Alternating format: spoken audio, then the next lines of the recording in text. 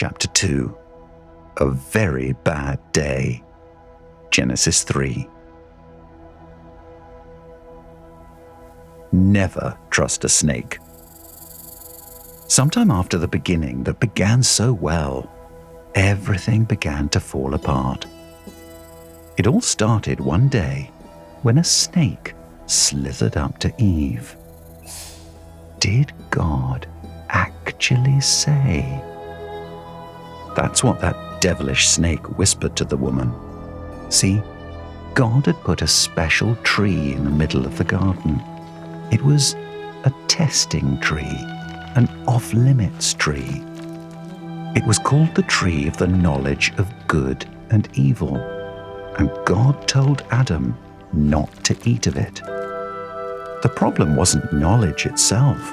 God wanted the man and the woman to learn and grow and do good things in the world.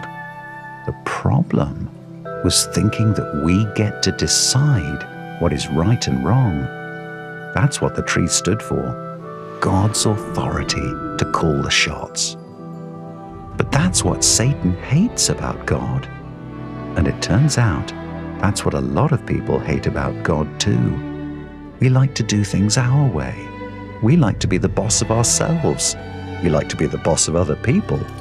We even like to be the boss of God.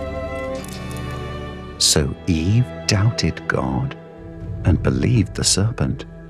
She thought the devil was on her side and God was against her. She thought the snake was sweet and God's commands were bitter. But when Adam and Eve ate the fruit from the off-limits tree, they quickly learned that it never pays to go against God's way. Because of Adam's one sin and all its messes came into the world for everyone. Life would be hard from then on. The ground would be hard, work would be hard, marriage would be hard, having babies would be hard, and death would be really hard. What a rotten day, the second worst day in the history of the world. And yet, before you close this book and crawl under your covers and cry, you need to know that just as all the bad things began to happen, God's promise was beginning too. He promised that one day there would be a snake crusher to flatten that slimy serpent and save his sinful people. A war was about to begin, but God had already guaranteed that because of a great one to come, the good guys would win.